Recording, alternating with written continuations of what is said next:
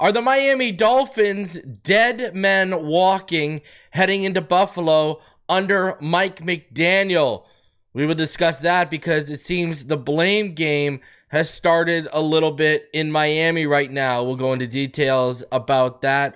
Also, what do the numbers show us regarding Tua, especially in the late moments of a game? Great article from Barry Jackson we'll go over.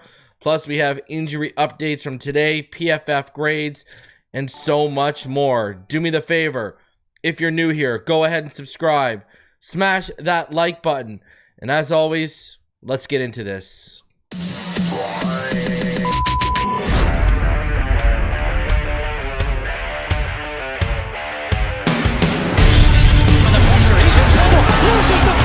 Touchdown! Got it! You have got to be kidding me. Jalen Waddle has a Dolphin touchdown. And he will score! Field down the near side, man open, touchdown!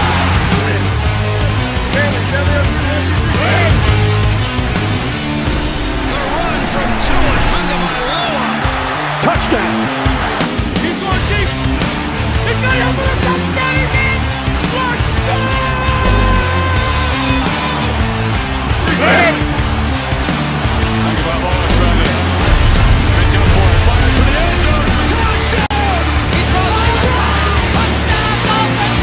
Beautiful day to be a Dolphin fan. Let's go!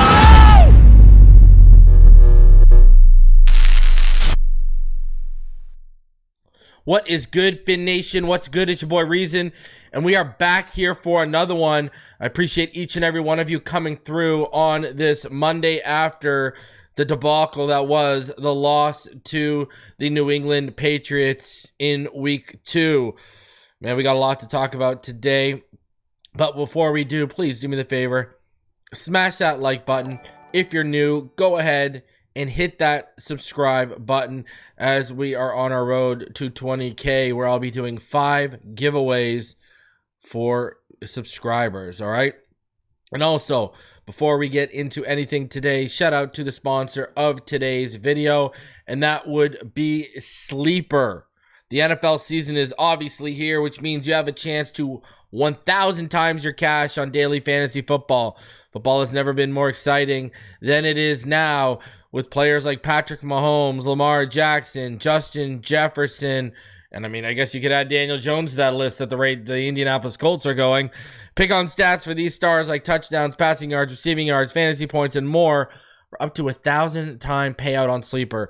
Get your picks right, and you could win big. Use promo code Phinside, and you'll get up to a $100 match on your first deposit. Terms and conditions do apply. See Sleeper's terms of use for details. And Sleeper is currently operational in over 25 states, so go ahead and check out Sleeper today. Shout out to Sleeper for sponsoring the channel. We got a lot to talk about. All right. First things first.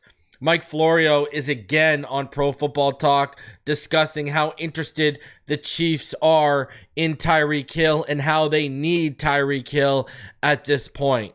So I thought that was quite interesting, to say the least. We'll see how it all works out.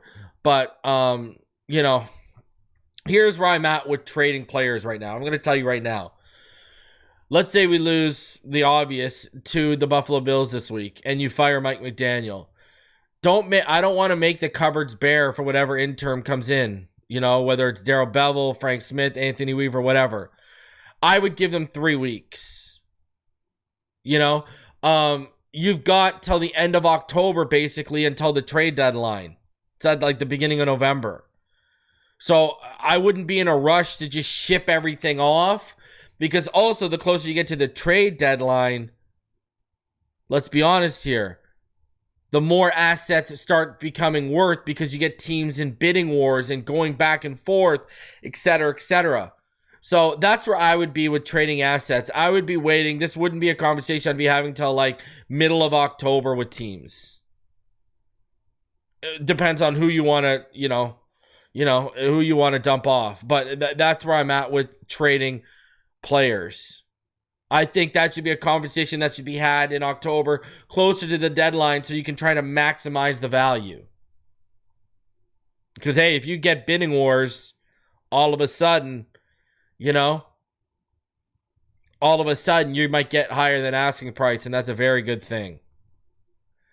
Also want to let you know that after today's show, at around 6:15 Eastern time, I will be on Teron Armstead's channel. I will be on his show, The Set, and we will be discussing Miami Dolphins football. So make sure you tune in. I am absolutely blessed and honored to be sharing the stage with one of the best players in, to wear Dolphins colors in the last decade. So, and shout out to all of you that went over to his post and shouted me out and suggested me. I'm in this position because of all of you. I do this because of all of you, and I wouldn't be here without all of you. So I want to thank each and every one of you for supporting me, for holding me down, and especially those that went over to Teron Armstead's post and, made sure to suggest me, right, and made sure to hear their voice heard. So I do appreciate each and every one of you. Love each and every one of you, even through these harsh moments, right? So, and by harsh moments, I mean what we're going through as Dolphin fans right now. Oh my God. Oh, the life of a Dolphin fan. Really, huh? Now, that said, we got to get into the Jabroni of the week. Last week, ladies and gentlemen, I said everyone, including me, that picked this team to win more than 10 games. This week, fool me once, shame on me. Fool me twice, shame on you. Now, they didn't fool me because I chose them to lose, but they gave us hope through the game. So the Jabroni of the week is the Miami Dolphins, top to bottom. I mean, name who you want to be the Jabroni. Do you want to be Ross? You want to be Tua? You want to be McDaniel? Name them. Hell, I would let Devon Achane off the hook, but if someone wants to say, hey, he stepped out of bounds, he's a Jabroni, I'm not defending nothing right now. I am not defending a damn thing with this team. I'm sorry, I'm not. I said this yesterday. Our fans deserve better. Like, how out of it I am? I didn't even want to watch football yesterday. I went to bed early. I didn't even write up my observations. Every week I do my observations after the game. I'll drop it tomorrow morning because I haven't had a chance to fully siphon through the All-22, so maybe I'll do it after I watch the All-22 tonight. But that's where I'm at, man, it hurts to be a Dolphin fan. They make liking football hard. And now I'm sitting here, and we'll talk about it today, but I feel like there's no hope for this week. I feel like we're going into this game this week hopeless. And I know that's a tough pill for a lot of optimists to swallow, but that's where it feels like we're at right now. So, it sucks. Listen, I get everyone's argument, right? Jalen Hurts throws for barely over 100 yards. Somehow they find a way to win the game. We could never. I agree with you 110% because we don't have the coaching. My player matchup to watch for the New England game was who? It was Mike McDaniel versus Vrabel. And guess what? Vrabel outcoached Mike McDaniel in the final minutes again. Right? Vrabel won the coaching battle in the fourth quarter when it mattered most. Again, against Mike McDaniel.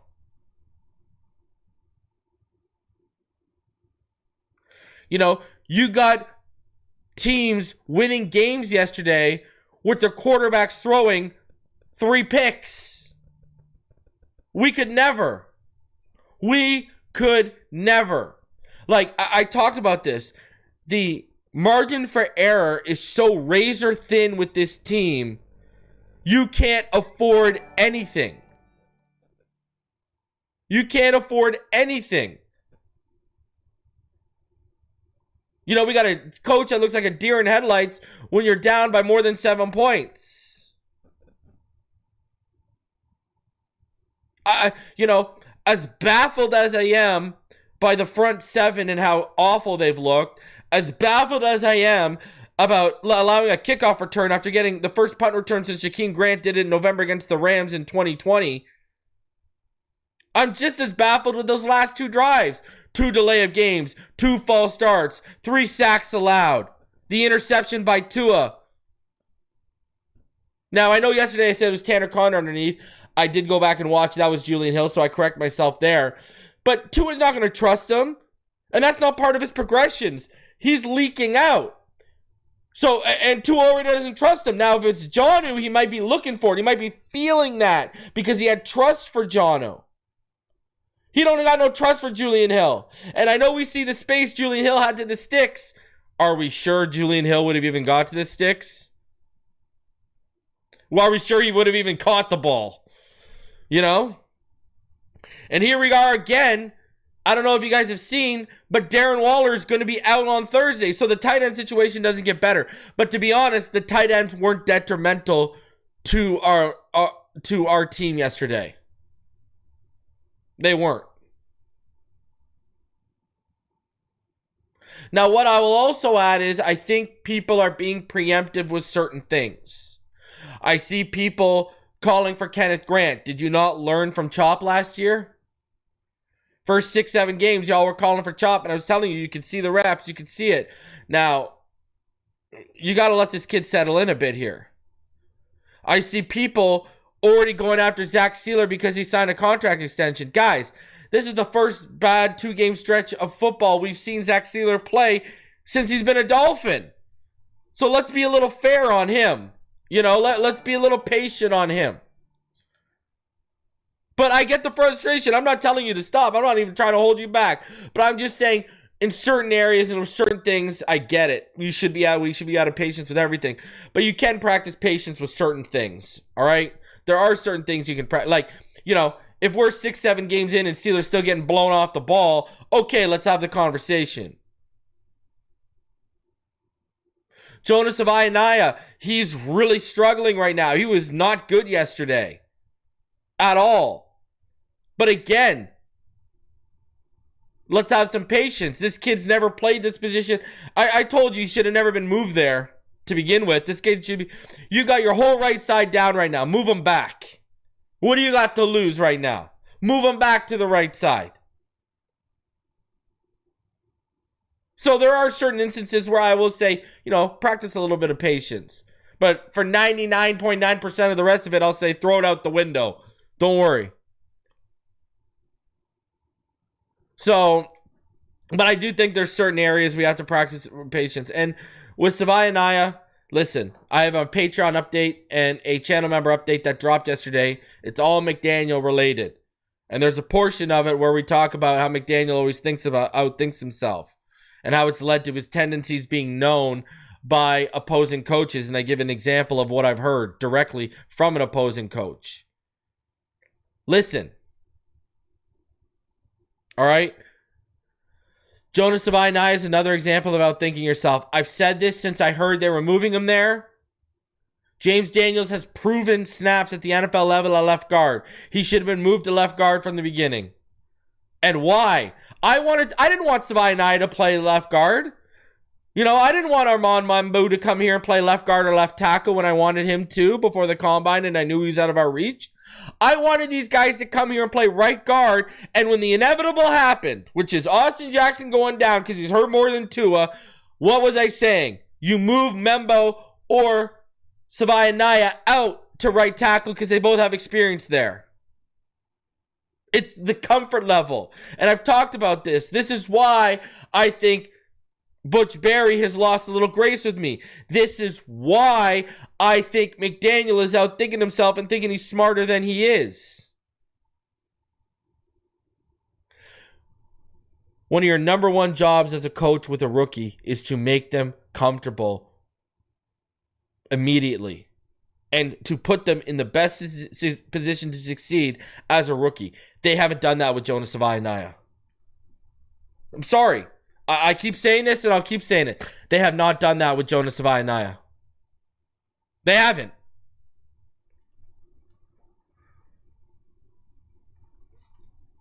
If I came in here as a coach, that'd be one of the first things I'd do. I'd say, yo, you're back to right side and get this Austin Jackson guy out of here.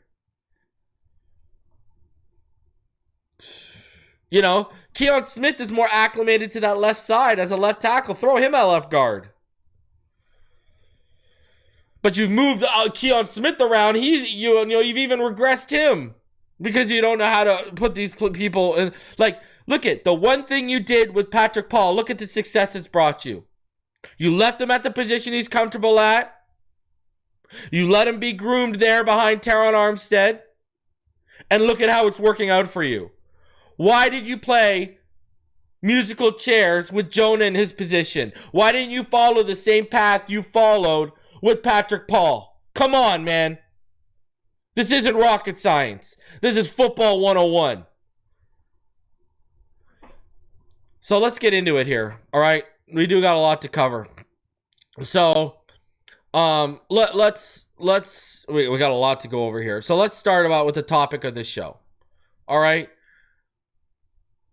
Are the Miami Dolphins dead men walking into Buffalo this week? And the reason why I think they are is, coaching aside, execution aside, the blame game has already started in Miami. Let me show you two clips. A clip from Tua post-game and a clip from McDaniel post-game.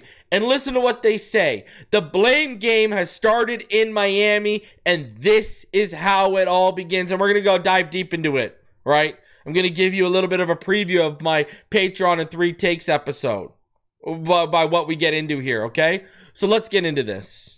So this is Tua, and I'm going to ask you this before we play the clip. Did Tua throw McDaniel under the bus a little bit here? That was really frustrating. I was frustrated with the communication with the guys inside the huddle, and then what the personnel is, the play for those guys. Do we have too many guys in? Why do we have another guy running in? Just the whole operation of that was not up to standard, was not up to par, and I got to do a better job with our guys in that sense. Was that follow-up? How does that follow-up? What's the communication like in such a hurry when you're trying to get the plays going? How kind of the process of that? Well, we have until the 15-second mark until it cuts off with the communication with Mike. So depending on what the personnel is, depending on what we were trying to do there, if it was a wristband call or if it was a call it in the headset, there's a lot of things in that sense that play a role in if we're getting to the right things or if we're not getting to the right things. So that was sort of the mix-up of communication there. Those two plays post-snap, can you take us through what you saw, both the interception and the sack? Yeah, the interception was just trying to make a play, 4th down. And then the sack, just trying to step up and try to maneuver through the pocket. Maybe we got something, and was going to try to give one of the guys a chance. So, look at what he's saying. He's basically talking about the organizational aspect of it, right? Look what he's saying. He's talking about the personnel, right? He's telling you right there about the personnel. He even mentioned the play call itself. You got guys questioning personnel usage and the actual play call itself, as well as the communication from the coaching staff. That is not good. We are here because here's the thing. We are in week 2 of year 4 of this offense. These operational issues should not be happening. And right then and there, he's pointing the finger at Mike McDaniel and his staff. And I don't think he's pointing the finger at Frank Smith or, well, it might be Frank Smith, but I'll tell you this much. I don't think he's pointing the finger at Darrell Bevel. I think he's pointing the finger at, Mike McDaniel. And now, and now listen to what McDaniel says. Now let's play with the McDaniel says. I'm going to go deep into this, all right? So now listen to what McDaniel says. So now we've got Tua in his own words, right? In Tua translation, basically telling you the coaching is an issue right now. He's basically telling you that. Listen to what McDaniel says. All right, let's go. Mike, both Tua and Tyreek talked about the finals drive and the penalties, the miscommunication. Yeah. How much does that fall on you in communication with them or vice versa? What is that process like that led to that? Yeah, I think that ultimately I look at absolutely everything falling on me. So I don't see, that's the responsibility of a head coach that you go into knowing that. That being said, I'm very frustrated with collective. There's some basically coaches and players that did not execute communication in a very dire period of the game. With the game on the line, our communication and our substitution was not up to par, and ultimately that is my I hold all responsibility for all things. So I will make sure that things that should already be ironed out moving forward, we will not fall victim to the same thing again, as I have to ensure that with we'll put the appropriate emphasis on that, because it was not acceptable. We had the opportunity to win the game, and we robbed it from ourselves. Specifically, the penultimate 4th down, was there a delay in deciding to go for it, getting the play call, breaking the That's kind of where the frustration lies for me. Is there was not it wasn't deciding that cost us, or a late play call, which that happens at times. But this was not one of those times. I got the play call in, but I need to do a better job supervising all of the orchestration within our multiple personnel groups. So to win games, you have to win the game, not lose the game, honestly. And that is how you lose the game. You're moving the ball down the field. You're 1st and 10, and then you find yourself at 2nd and 20. That was critical. Look what he's doing. He's passing the buck off. He's blaming players and the other coaches. He mentions the personnel issue. He basically, in one breath, blames other coaches, and then in another breath, he decides to take accountability after he does that. Then, when it comes to the play call, he basically is throwing Tua under the bus. He says he got the play call in time. So you got the play call in time, but our quarterback's breaking the huddle with about 10 or 9 seconds left. No, brother, I'm sorry. What is Tua taking Uber orders for after the show? What are you implying Tua's doing in the huddle?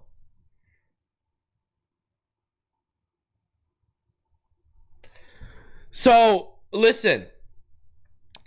I know for a fact, and I talked about this in my 3 takes, I know for a fact there's players and coaches in that locker room that want to see what Frank Smith or Darrell Bevell got running this offense. I know that for a fact. All right? But here is the fact of the matter. This guy's just going to keep passing the buck off. Because now we're getting to it. Because here's the frustration where it's boiling over. Tua usually is always the type of guy that takes all the blame. But now Tua, if you listen to how he's speaking, he's not taking all the blame anymore. He's basically saying enough of that. And you got McDaniel, who will point the finger elsewhere, but then in the end say, oh, but it does fall on me in the end. The blame game has already started in Miami. And I'm sorry. We should have woke up to it, even if it's on a short week. I get why you wouldn't do it. But what's the change, really? Bevell or Frank Smith take over the offense, come in, tear up half the playbook and say, we don't need all this window dressing. Let's simplify things. And Weaver keeps it rolling with his defense. What are we doing here? What massive change needs to happen? It's not like we're going out and hiring a head coach right now. It's obviously going to come from within. When we start getting internal blame games, we got problems. We got serious issues that are unfixable. And this just continues to get worse. Now, they both admitted there was personnel problems, and they both admitted there were communication problems.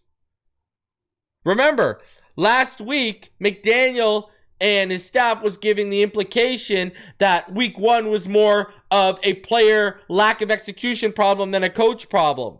Now this week, after the game, Tua turns around and basically says, no, are there execution issues? Sure. But this is more of a communication. This is more of a personnel. This is more of a play calling problem on the coaches. So he's kind of sticking up for the players.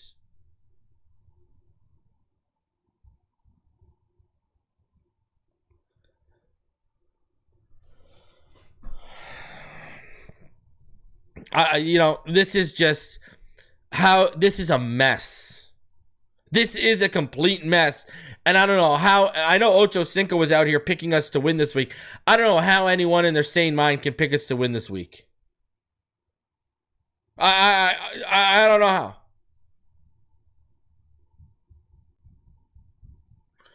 And I'm going to tell you this. And this is coming from a guy that wanted McDaniel. Right? I wanted him as an OC the year before, him or Pep Hamilton.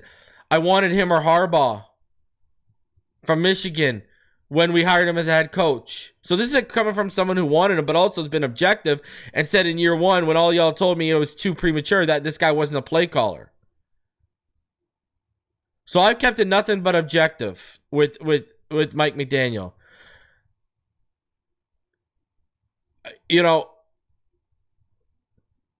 Is this guy going to have me rooting against my favorite team in sports next to the Pittsburgh Penguins on Thursday just because I want change?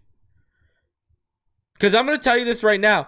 If you got me rooting for my team to lose so I can see immediate change, I know it's a strong word, but I'm going to probably borderline hate your guts. From a coaching perspective, not as a person. I don't know you from Tom, Dick, and Harry. But if I'm sitting here on Thursday with any inkling of, man, just get this game over with, lose this game so we can get some change.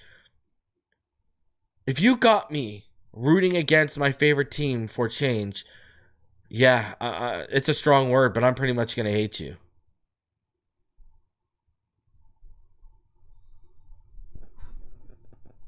It's, and I know that's strong. But I'm going to be honest with you, as a coach, not as a person, because I don't know him as a person. So let me make that clear. But as a coach, yeah. He's starting to, listen, I told you guys this. I said it in my Patreon update, and I'll say it to y'all. It's turning into, from the things I'm hearing behind the scenes and the way I'm feeling right now, this is turning into Brian Flores just in a quirky, funny, package. That's exactly what this is turning into.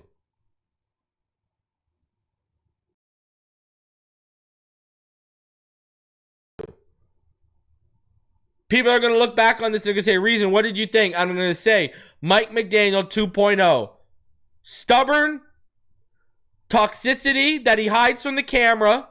Go check out my Patreon update if you want to know what I'm talking about. Toxicity, he hides in front of the camera. Nothing but a nice guy act compared to what he really is behind the scenes. And he's making players and coaches turn on him. Brian Flores 2.0.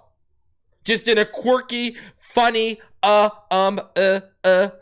That's all it is.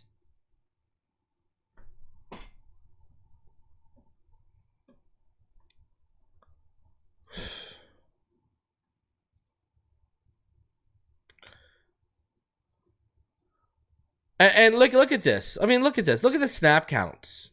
Look at the snap counts, all right? I want you to see something here, all right? Ollie Gordon got 7 snaps. 7 snaps. 7.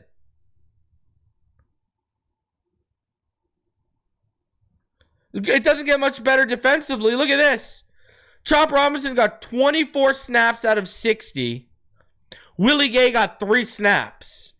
You're out here, the coaching staff, we got to get Willie Gay more involved. And what's funny is Willie Gay gets 3 snaps, and on one of those snaps, he makes a big play. And he shows his sideline-to-sideline speed. Because Dotson has been terrible. They've got Dotson out there way too much. He's been terrible. Even Jordan Brooks hasn't looked as good the last 2 weeks as he did last year. Like, I'm even questioning the personnel usage when I look at the snap count. Why is Ollie not getting more touches? He's probably your best back in pass pro. Again, I saw examples yesterday of Achane being put in pass pro and having to block guys. That's not a strength to his game. Where you could have Ollie out there doing that. Willie Gay, you give him, you all this week, we hear Weaver come out and say, well, we need to get him more involved and blah, blah, blah, blah, blah. We all knew how good he was in the preseason, how good he was in camp. 3 snaps. In 2 games, he's had 3 snaps. And what's even more frustrating is on one of those snaps yesterday, he actually made a play. He actually made a play.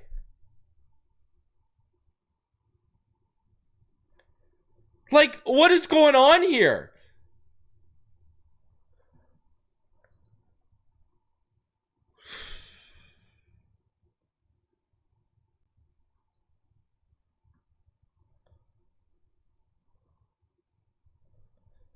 See if this works. Look what Kyle Long had to say about this situation. You see the banner flying over the stadium. It says, fire Mike McDaniel.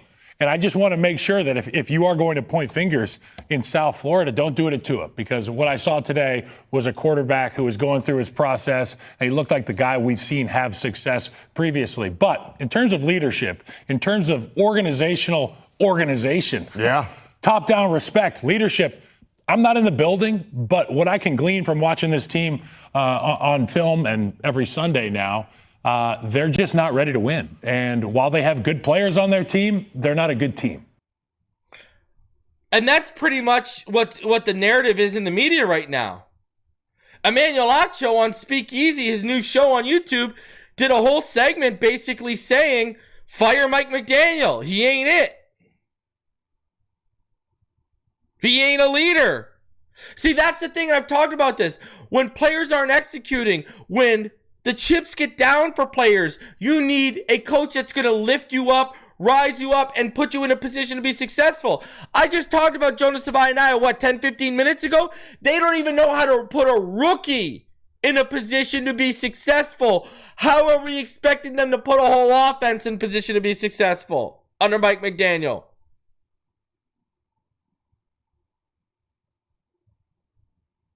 McDaniel needs to go. Greer needs to go. And the new GM and the new head coach need to decide who goes and who stays on this roster, who starts and who rides the pine. And that's for every position on the field. From quarterback to long snapper.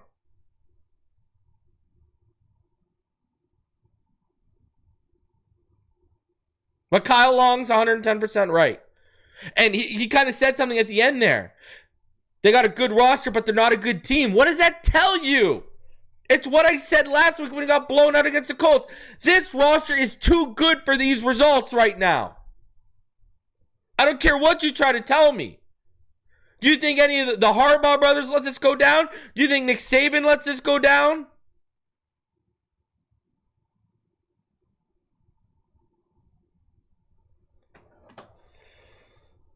You think Mike Vrabel lets this go down? You get where I'm going? Good coaches don't let this go down. And it's just getting worse. And it feels like it's getting further and further off the rails. Where we now got the blame game going on. Look at Daniel Jones. Look at how good he looks in Indianapolis with the coaching he's getting from Steichen and that offensive staff. And he's got what? A great offensive line in front of him, and he's got Jonathan Taylor, a great running back, and then he's got weapons. Yeah, we got the weapons, but we don't got the offensive line, and we don't dedicate to the run game. And I'll tell you where they might have missed the boat, to make this all work, was Derrick Henry a couple off seasons ago. That could have made this all work. That could have saved this because you would have had a run game. And you would have had a guy who can create after contact and initial contact behind this offensive line. But, c'est la vie. I don't know if he could have saved this whole mess. So, now let's get into the numbers. Great article here from Jared Barry Jackson I wanted to go over with you guys. All right. So check this out. How does Tua Tagovailoa do with the Dolphins down late? Here's what the data shows. Much is expected from quarterbacks who have membership in the $50 million annual salary club. And for all the good that Tua did on Sunday, 315 yards passing, 2 touchdown throws, just 6 incompletions and 32 passes, the decisive moments also expose one of several shortcomings in Miami's franchise quarterback. He isn't consistently good enough in late and close situations. He's not dismal in those high-pressure predicaments, but the career body of work is mediocre when his team needs to be dug out of a late hole. After failing on 2 such possessions in Sunday's 33-27 loss to the Patriots, Tagovailoa now is 68 for 113 for 741 yards with 7 touchdowns and 6 interceptions when his team is trailing in a 1-possession game with less than 5 minutes remaining. That computes to a subpar 78.1 passer rating, hardly the stuff of which legends are made. Last season, he was 8 for 14 for 73 yards and 1 touchdown, 1 pick in a late and close situation, leading Miami to a game-tying touchdown in Buffalo and a game-tying field goal against the Jets, but throwing a pick late in a 20-12 loss to Houston. In 2022, he adeptly guided Miami on winning drives against Dallas and the Chargers, but couldn't hit Cedric Wilson Jr., who was streaking again open with his team down a touchdown and 2 minutes left against Kansas City in Germany. Well, brother, first of all, wasn't that 2023? Second of all, are we going to talk about Tyreek Hill's, fumble? Are we going to talk about Tyreek Hill's drop? Are we going to talk about Jalen Waddle's catch inside the 30 that a penalty nullified? There was a lot more context to that Germany game, and I think it was 2023. Down 28-27 against Tennessee and 1:45 left. Tagovailoa and the Dolphins mustered only 19 yards on 6 plays. He threw an interception with just over a minute left, and his team down by a touchdown in the 2023 regular season finale against Buffalo. Again, you've got Chase Claypool out here subbing in for Tyreek Hill and running routes.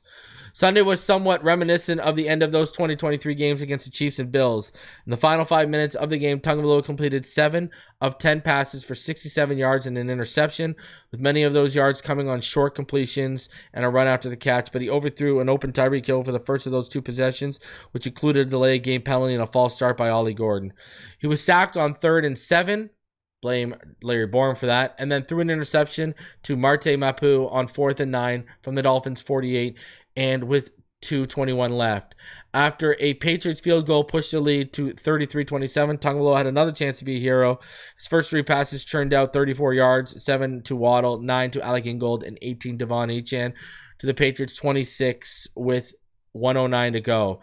Elite quarterbacks create their legacy in those situations, down 6, just more than a minute left, and 26 yards from the end zone. Instead, the Dolphins had another false start and another delay of game, followed by Tagovailoa incomplete pass, an 8-yard completion in D. Eskridge, and 2 sacks, including one in which Milton Williams beat right guard Keon Smith. Now, let's be clear, Tagovailoa shares plenty of blame for the final 2 failed possessions, but that failure has happened a bit too often for a quarterback in his pay grade. It also exposes how Tagovailoa's lack of elusiveness and mobility are so damaging during situations that call for improvisation. How many times have we seen the game's top quarterbacks pull a Houdini when they're seemingly on the verge of being swallowed by the pass rush? That's not something Tagovailoa can do. And what makes the margin of error smaller for Miami in late game situations? If a pass rush is collapsing on him, he's not going to rescue Miami with his legs. Here's the bottom line. With his team down by 8 points or fewer in the final 5 minutes of games, Tagovailoa had a 64.4 passer rating in 2023, 65.4 rating in 2024, and 48.7 in 2025. His team is 3-6 on those games. And that's not good enough for the NFL's 6th highest paid quarterback at $53.1 million. On Sunday, Tagovailoa expressed frustration with communication and operation. The final 2 possessions overshadowed an otherwise strong game for Tagovailoa, who had a 115.5 passer rating and completed 6 passes for 109 yards to Hill, 8 for 92 to Achane, and 5 for 68 to Waddle. And I go back to this. This is part of his development, and this is what the injuries have stunted. I've talked about this for years. This is what the injuries have held us back from growth in Tua in these big moments. 2022, he should have been playing in that playoff game against Buffalo, but he was hurt. And it didn't help that he went to a college in Alabama where they were blowing out a lot of teams, so he wasn't getting a lot of third and fourth quarter time. So, you know, this is a developmental issue, and his injuries have further stunted that problem. That's where we're at. And I've talked about this. So none of those numbers are surprising, though. A few things do need context to the situation, right? You know, like, I agree, he had a ton of blame to go around, and he didn't come up in the big moments. But all of a sudden, in the last two drives, now our offensive line gets exposed for pre-snap penalties and giving up sacks. You know, think about that. The last two drives, 2 false starts, 2 delay of games, the interception from Tua, and 3 sacks. So, and I knew when Achane stepped out, we weren't winning that game.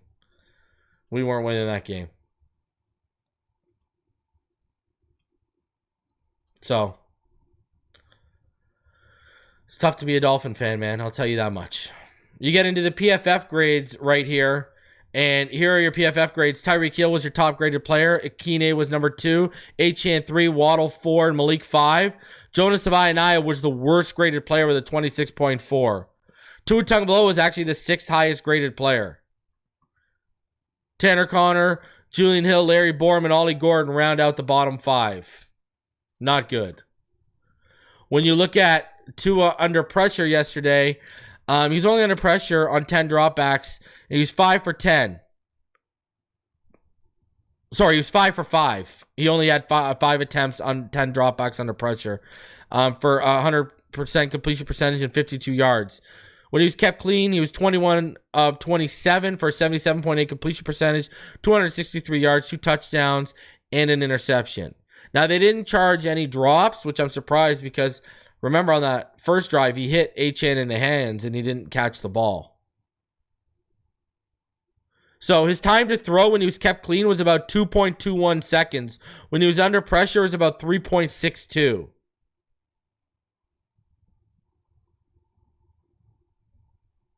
And there was 10 pressures on him and 5 sacks. His passer rating when he's kept clean was 116.5. When he was under pressure, it was 110. When you look at the blocking, the Dolphins are charged with 12 pressures allowed and 3 sacks.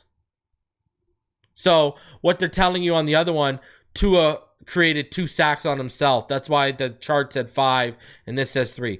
2 sacks were charged to Larry Borum, 1 to Patrick Paul. Savaianaya gave up 4 quarterback hurries. Patrick Paul gave up 1. Borum gave up a quarterback hit along with the 2 sacks.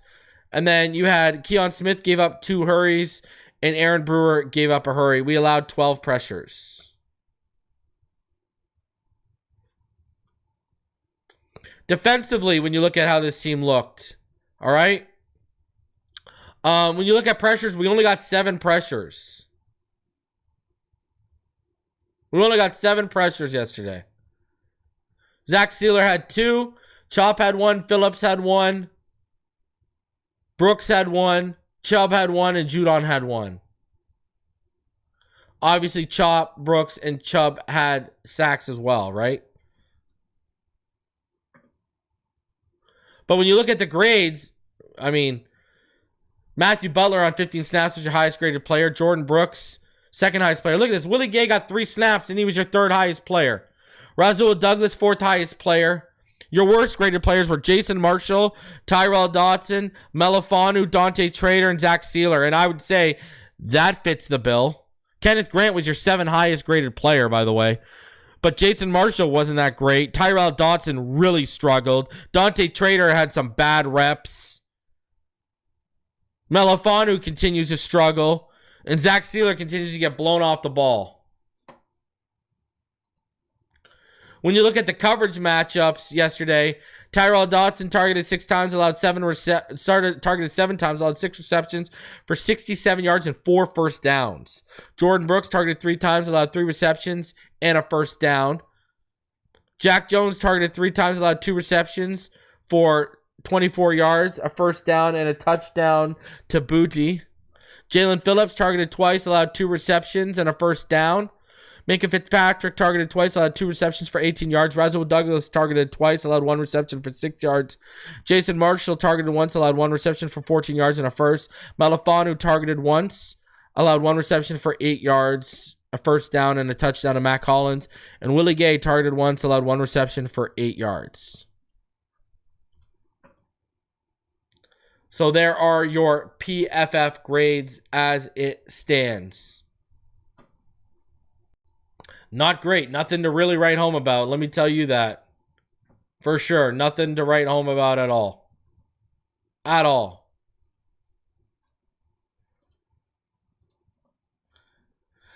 And then, when you head on over to the next gen stats, Tua Tagovailoa, longest completed air distance yesterday was 56.1 yards. Drake Maye was 37.5.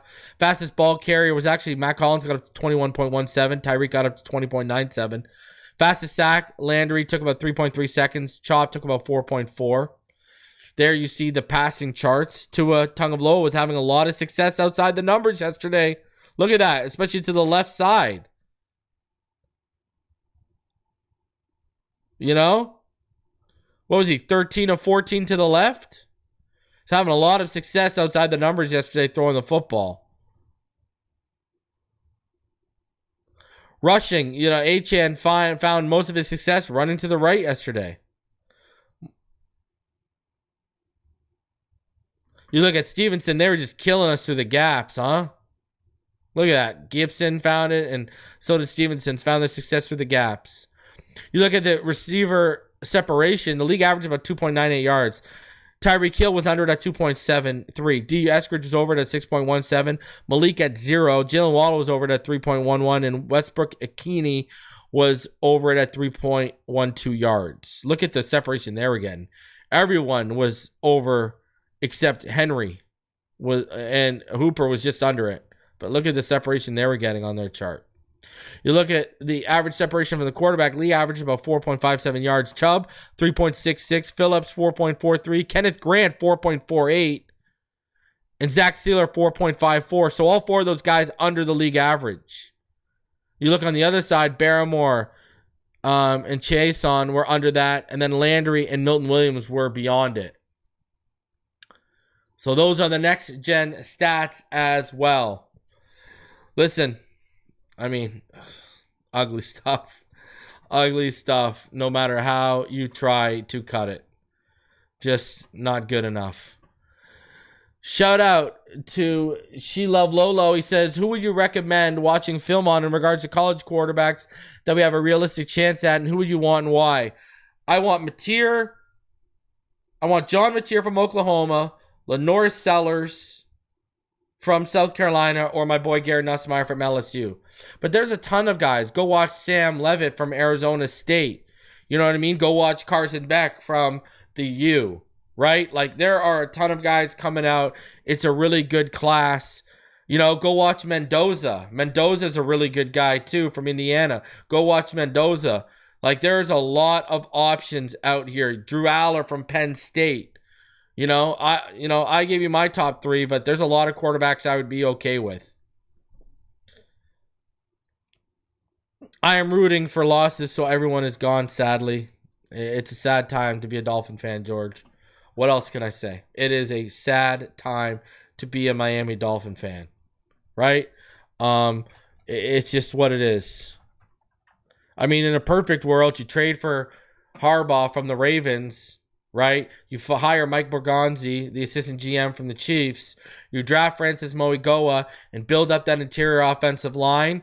You build up the tight end room and the cornerback room a little bit. You roll with a quarterback you know you're going to lose with. You come back in 2027. You move heaven and earth to get Jeremiah Smith as your star receiver to pair with Waddle.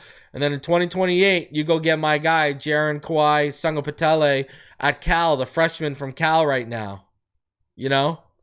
But I'm not a fan. I'll tell you one guy I don't watch. I'm not a fan of Klubnik in this class. But if I could give you some names to watch, John Mateer, Garrett Nussmeier, Lenore Sellers are my 3 favorites.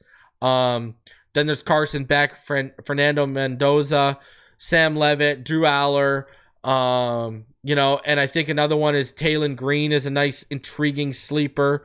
If you want to take a look at a guy with athleticism, Jalen Daniels is another one with some intriguing athleticism and such. So, those are some names I would tell you to go check out. All right. Guys, smash that like button, subscribe if you're new. Head on over to Taron Armstead's channel. I'll be live there for the set. Make sure you check us out, Talking Dolphins Football. Appreciate each and every one of you for coming through. Smash that like button. We'll do it all again tomorrow. I'll see y'all tomorrow as we get ready for the Bills and what could be the end of the McDaniel era on Thursday. Appreciate y'all. Smash that like button. Shout out to Sleeper for sponsoring the channel. And I'll see you on the next one. Fins up all day, every day.